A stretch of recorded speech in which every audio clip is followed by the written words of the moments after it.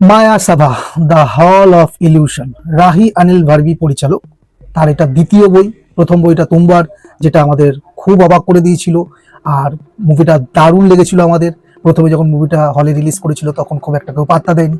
পরবর্তীকালে ওটিটির যুগে যখন সবাই সোশ্যাল মিডিয়া বা বিভিন্ন প্ল্যাটফর্মে দেখেছিল তখন কিন্তু পাগলের মতো লোকে ভালোবেসেছিল, এবং রিলিজ করার পর কিন্তু একটা দারুণ রেসপন্স দেখিয়েছিল হলে। এবং সেখানে যে এক্সপেরিমেন্টটা করা হয়েছিল সেই এক্সপেরিমেন্টটা কিন্তু লোকের পছন্দ হয়েছিল। এবার মায়াসাওয়া মুভিটাতে এক্সপেরিমেন্টের ডোজটা একটু বেশি হয়ে গেছে, এবং এতটা ওভারডোজ হয়ে গেছে যে সেটা মাঝে মাঝে ডিস্টার্ব করেছে। আর এই মুভিটা দেখে আমার একটা জিনিস মনে হলো, যে এক্সপেরিমেন্টটা তুমবার দেখার পর লোকের ভালো লেগেছিল, এবং সেখানে আমার কোথাও গিয়ে মনে হলো যদি আমি অতিশক্তি না করে থাকি তাহলে পরিচালক একটু বাড়িই উঠে গেছেন, এবং সে কারণে জন্য এতটাই এক্সপেরিমেন্টাল জোনে গিয়ে এবারে খেলতে গেছেন। বিষয়টা ডার্ক ছিল, সারিয়াল ছিল। হলিউডের অনেক সারিয়াল মুভি, ডার্ক মুভি আমরা দেখে অভ্যস্ত, আমরা দেখেছি, ভালো লেগেছে, কিছু ভালো লাগেনি, কিছু মাথার উপর দিয়ে গেছে, কিন্তু বোঝার চেষ্টা করেছি এই মুভিটা আমাদের কেমন লাগলো, আমার কেমন লাগলো, তারই একটা ওভারঅল রিভিউ দেবো। তো কথা হচ্ছে মায়াসাভা দ্য হল অফ ইলিউশন নিয়ে। তো যারা এখনো পর্যন্ত আমার চ্যানেলটাকে সাবস্ক্রাইব করোনি তারা প্লিজ সাবস্ক্রাইব করে নাও। আমার নাম যিশু, আর তোমরা হচ্ছে চলো রিভিউ করি চ্যানেলে। তোমাদের সকলকে স্বাগত। আর সাবস্ক্রাইব করে থাকলে বেল আইকনটা প্রেস করে নোটিফিকেশন অন করে দিও, যাতে করে আমার কোনো রিভিউ তোমাদের মিস না হয়। তো কথা হচ্ছিল the Mayasabha the hall of illusion নিয়ে। দেখো, আমি যদি পজিটিভ দিকে বলি যেটা খুব কম, আর নেগেটিভ দিক যেটা বেশি আছে। পজিটিভ দিকে জাভেদ জাফরির এখানে আমি বলবো পুনর্জন্ম হয়েছে। এই মুভির সবচেয়ে বড় শক্তি জাভেদ জাফরি। আমরা তাকে এতদিন কমেডি বা ডান্সার হিসেবে দেখেছি, কিন্তু এখানে তিনি যে লেভেলের মেথড অ্যাক্টিং করেছেন তা অবিশ্বাস্য। তার চোখে চাউনি, লোভের সেই ক্রুর হাসি আর হাহাকার, সব মিলিয়ে তিনি চরিত্রটাকে জীবন্ত করে তুলেছেন। রাহিয়ানি ভালভের যদি ভিজুয়াল ল্যাঙ্গুয়েজের কথা বলি, উনি তুমবারের মতো এখানেও একটা মায়াবী জগৎ তৈরি করেছেন। তার সিনেমা মানে একটা অদ্ভুত ডার্ক ফ্যান্টাসি। তিনি প্রতিটি দৃশ্যকে এমনভাবে সাজিয়েছেন যে সিনেমা হলের ভেতরকার ধুলোবালির গন্ধ যেন দর্শকরা, মানে আমি বিশেষ করে তো ফিল করতে পারছিলাম। আচ্ছা, মুভিটির সেট ডিজাইন এবং কালার প্যালেট কিন্তু চমৎকার। পুরনো সেই ব্রিটিশ আমলের সিনেমা হল, লাল মখমলের ছিঁড়ে যাওয়া পর্দা আর ছায়ার ব্যবহার ছবিটিকে একটা অন্যান্য উচ্চতায় তো নিয়ে গেছে বলবো। পঙ্কজ কুমারের সিনেমাটোগ্রাফি মুভিটিকে একটা ইন্টারন্যাশনালি ক্রাফটেড সিনেমায় রূপ দিয়েছে। আর বিজিএম সাউন্ডের কথা বলতে গেলে মুভিটির যে আবহ সঙ্গীত বা ব্যাকগ্রাউন্ড স্কোর তোমাকে সারাক্ষণ অস্থির করে রাখবে। প্রতিটি মেঝের শব্দ, বাতাসের শব্দ বা নিঃশ্বাসের শব্দগুলো খুব সূক্ষ্মভাবে রেকর্ড করা হয়েছে, যা মুভির থ্রিলার এলিমেন্টকে বহুগুণ বাড়িয়ে দিয়েছে। এটি যদি একটি ভূতুরে বা রহস্য গল্প নয়, কিন্তু মানুষের মনের গভীর অন্ধকার, একটা সীমাহীন আকাঙ্ক্ষা আর অলিক স্বপ্নের ট্র্যাজেডি বলতে পারো। গল্পের মেটাফোরগুলো যেমন মায়া সভা বা অলিক সভা খুব বুদ্ধিমত্তার সাথে স্ক্রিপ্টে ব্যবহার করা হয়েছে। আমি এইবার আসবো নেগেটিভ ইস্যুতে, এতক্ষণ পজিটিভ দিক বলছিলাম। এই মুভির যে পেসিং, সেটা শামুক তাকেও বা কচ্ছপ বলবো, তাকেও হার মানাবে। মুভিটির প্রধান সমস্যাই এর পেসিং। পরিচালক গল্পের পরিবেশ তৈরি করতে গিয়ে এত বেশি সময় নিয়ে নিয়েছেন যে অনেক দর্শক ধৈর্য হারিয়ে ফেলতে পারে। বিশেষ করে সেকেন্ড হাফ এসে যেন মনে হয় গল্পটা এক জায়গাতে ঘুরপাক খাচ্ছে আর ঘুরপাক খাচ্ছে, শেষ আর হয় না, এগোয় আর না। সব দর্শক আর্ট হাউস বা সিম্বলিক সিনেমা পছন্দ করে না, জানি, মানলাম।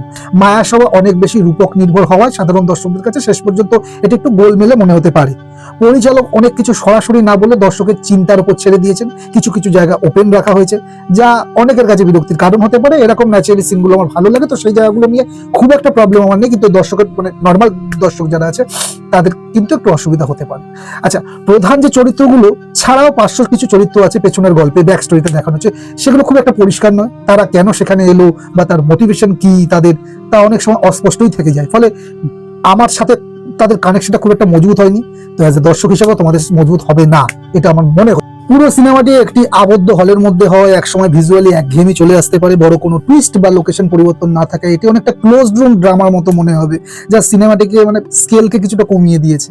আর সাধারণ দর্শকদের ক্ষেত্রে বলবো, যদি তুমি বাণিজ্যিক সিনেমা বা টপ নচ কোনো অ্যাকশন থ্রিলার আশা করো, তবে এই সিনেমা তোমাকে বিশালভাবে নিরাশ করবে। এটি মূলত ডার্ক ফ্যান্টাসি বা ইন্টালেকচুয়াল সিনেমার দর্শকদের জন্য বানানো, যা সবার জন্য প্রযোজ্য নয়। আমি তাহলে বলি এটি কার জন্য? যদি তুমি এমন একজন দর্শক হও যে সিনেমার মাধ্যমে কোনো অন্য জগতে হারিয়ে যেতে চাও, যারা তুমবার বা বুলবুলের মতো ডার্ক ফ্যান্টাসি দেখেছো, যদিও তার থেকেও বেশি ইন্টেলেকচুয়াল মুভি, যাই হোক, তবে এটি তোমার জন্য একটু সাধারণ বা একটু বেশি অসাধারণ অভিজ্ঞতা হতে পারে। সিনেমাটোগ্রাফি আর জাভেদ জাফরির অভিনয়ের জন্য এই মুভিটি একবার তুমি দেখতে পারো। আর কারা এড়িয়ে যাবে, যদি তুমি খুব ফাস্ট পেস থ্রিলার, অ্যাকশন বা সাধারণ কমার্শিয়াল মশলা মুভি খুঁজতে যাও, তবে এই ছবি কিন্তু বেশ বোর করতে চলেছে। এর মন্থর গতি এবং রূপকধর্মী গল্প হওয়া সবার জন্য হজম নাও হতে পারে। এই ফাইনাল ব্যাটিং যদি দিয়ে এই মুভিটাকে, মায়াসভা কেবল একটা সিনেমা নয়, এটি একটা ভিজুয়াল কবিতা বলতে পারো। এটি আমাদের মনে করিয়ে দেয় যে মানুষের সবচেয়ে বড় শত্রুতা নিজের মনের ভেতরে ভেতরে থাকা লোভ।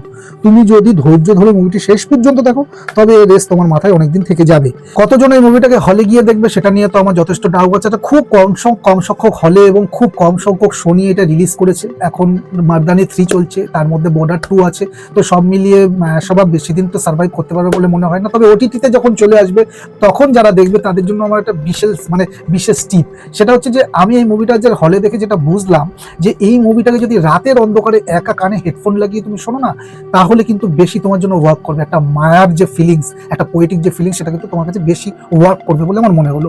আমি এই মুভিটাকে রেটিং করবো 3.8 আউট অফ 5। মুভিটার কিছু কিছু জায়গায় ওপেন হয়েছে এবং কিছু কিছু জায়গায় খটকা থেকে গেছে যেগুলোকে পরিষ্কার করা হয়নি, তাও বলবো এটা একটা ডিসেন্ট ওয়াচ যারা এই ধরনের মুভি পছন্দ করো তাদের জন্য। এই ছিল মায়ার সভা মুভিটাকে নিয়ে আমার অল ওভার রিভিউ। যারা দেখে ফেলেছো তারা তাদের ফিলিংস কমেন্টের মধ্যে জানাতে পারো। আর এই ভিডিওটা ভালো লাগলে লাইক শেয়ার করে দিও। আর চ্যানেলটাকে এখনো পর্যন্ত সাবস্ক্রাইব না করে থাকলে চ্যানেলটাকে সাবস্ক্রাইব করে পাশে থাকো। দেখা হচ্ছে নেক্সট ভিডিওতে, নেক্সট মুভি রিলেটেড বা সিরিজ রিলেটেড কোনো রিভিউ নিয়ে। ততক্ষণ তোমরা ভালো থাকো, সুস্থ থাকো, দেখতে থাকো। চলো রিভিউ করি, টাটা।